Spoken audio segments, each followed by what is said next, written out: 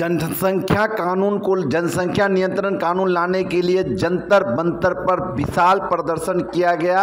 देखें जाने क्या है पूरा मामला। सच्ची न्यूज पर आपका स्वागत है। मैं सिर्फ आज दिखाने जा रहा हूं। सर आपका क्या नाम है? मेरा नाम आशु कुमार झा है। और किस उद्देश्य से आज का ये कार्यक्रम रखा गया जंतर मंतर पे? कार्यक्रम जंतर मंतर पे रखा गया है कि देश में जो बढ़ती हुई जनसंख्या है वो बहुत ही चिंतनीय हो चुका है, क्योंकि जितनी भी समस्याएं हैं आज समस्याएं चाहे खाद्य पदार्थ के दाम बढ़ने का हो, चाहे समस्या देश में बेरोजगारी का हो, हर समस्या का एक ही जड़ है, वो है जनसंख्या।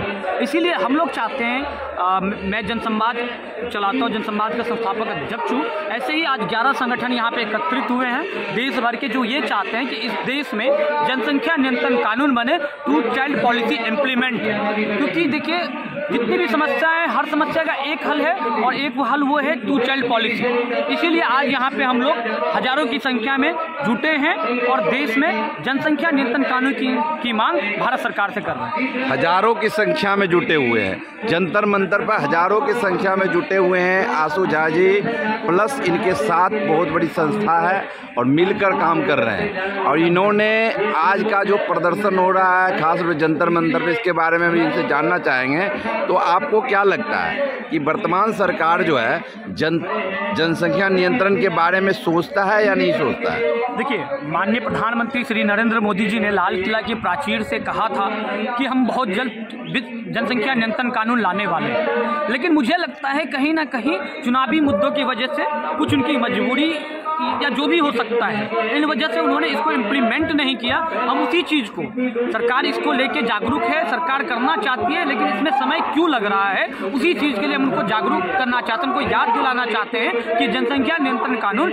में इतनी देरी क्यों हो रही है, जल्द से जल्द ये कानून क्यों नहीं लाया जा रहा है। जनसंख्या नियंत्रण में कानून देर हो रहा है, इसलिए आपने इस कार्यक्रम को रखा है, यही कहना है आपका? जी। अच्छा, एक बात और भी बताएं कि जनसंख्या नियंत्रण कानून अगर भारत में लाना चाहते हैं, इसके लिए आपने बोला मोदी जी यानी प्रधानमंत्री जी इच्छुक भी हैं, लेकिन देरी का वजह आपको क्या लगता है, किस वजह से देर हो रहा है? हो सकता है मोदी जी भारत के प्रधानमंत्री हैं, रिस्पेक्टेड पर्सन है, हो सकता है मे बी किन्हीं चुनावी बहुत मुद्दों की वजह से या कुछ हो सकता है देरी हो रहा है। लेकिन हम चाहते हैं कि ये देरी क्यों हो रहा है। अगर हो रहा है देरी तो उसका भी हमें बताया जाए कारण। ये टू चाइल्ड पॉलिसी हम लोग कब से सुन रहे हैं, इंदिरा गांधी जी की सरकार के समय से सुन रहे हैं, लेकिन आज तक वो इम्प्लीमेंट नहीं हो पाया है। और आप देखिए, चीन आज विश्व की दूसरी अर्थव्यवस्था है, उसका मेन रीजन ये है कि चीन अपने यहाँ पे टू चाइल्ड पॉलिसी इम्प्लीमेंट कर चुकी है। अगर भारत भी अपने यहाँ पे टू चाइल्ड पॉलिसी इम्प्लीमेंट करती है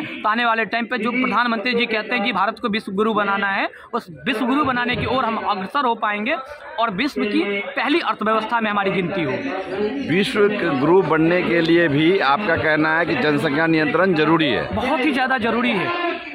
तो जनसंख्या नियंत्रण हो जाने पे किस किस दिशा में अच्छा होगा, एक लाइन में आप बताएं। देखिए हमारे देश में क्या है, रिसोर्सेज सारा सीमित है, संसाधन जो है वो सीमित मात्राएं में, जमीन हमारे पास सीमित मात्राएं में है, जो भी रिसोर्सेज हो रहे हैं, खाद्य पदार्थ है, पानी है, सारी चीज़ सीमित है।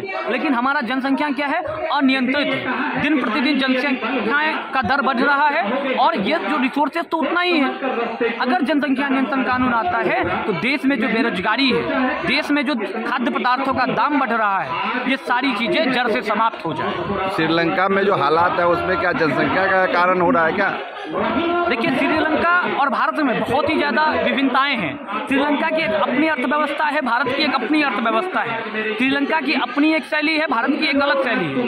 भारत का कंपटीशन है सीधे सीधे जो इस विश्व के बड़े बड़े अर्थव्यवस्थाएं हैं उसके साथ, तो हम श्रीलंका से भारत को कंपेयर नहीं कर सकते। श्रीलंका में हो सकता है जनसंख्या के कारण हो रहा हो या कोई और भी मुद्दा हो, लेकिन भारत में जो सारी समस्याओं का जड़ है वो है एकमात्र, वो है जनसंख्या।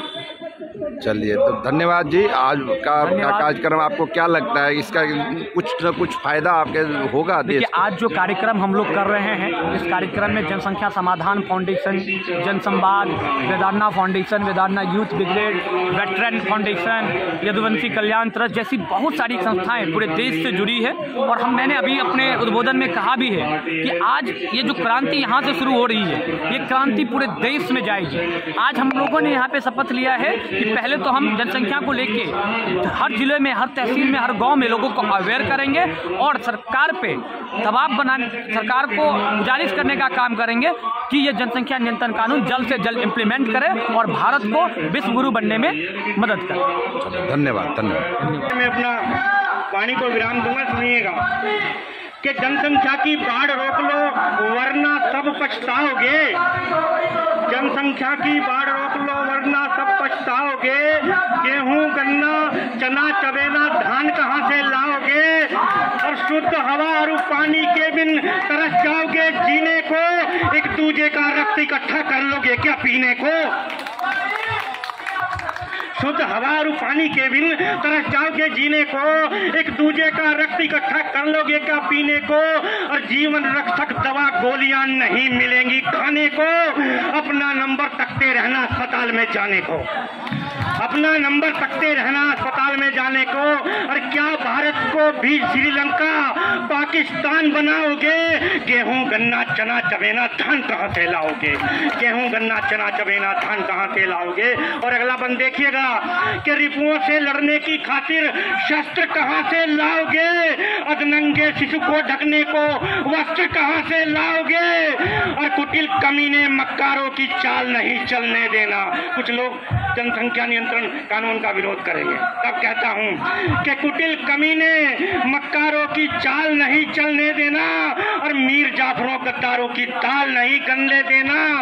आप सभी मेरे संग में सौगंध राम की खाओगे और गेहूं, गन्ना, चना। और हमारे डॉक्टर कुलदीप जी और सभी इस जनसंख्या नियंत्रण के लिए उपस्थित सज्जनों, वास्तव में ये बहुत बड़ा मुहिम है कि जनसंख्या का नियंत्रण किया जाए, क्योंकि हर प्रकार की समस्याओं का समाधान सिर्फ और सिर्फ जनसंख्या के नियंत्रण से हो सकता है। चाहे बढ़ती हुई बेरोजगारी की समस्या हो या स्वास्थ्य, शिक्षा या विभिन्न प्रकार की समस्याओं के लिए जिस प्रकार से सभी पूर्व वक्ता ने बताया, इसी बातों को ध्यान में यदि रखे तो मैं सुधर राय यही कहना चाहूंगा कि यदि भारत सरकार या विभिन्न राज्यों के सरकार किसी भी प्रकार की समस्या का समाधान चाहते हैं तो सिर्फ और सिर्फ एक कानून पास कर दे, जिस बात को लेकर यहां मौन मर्द पर बैठे हुए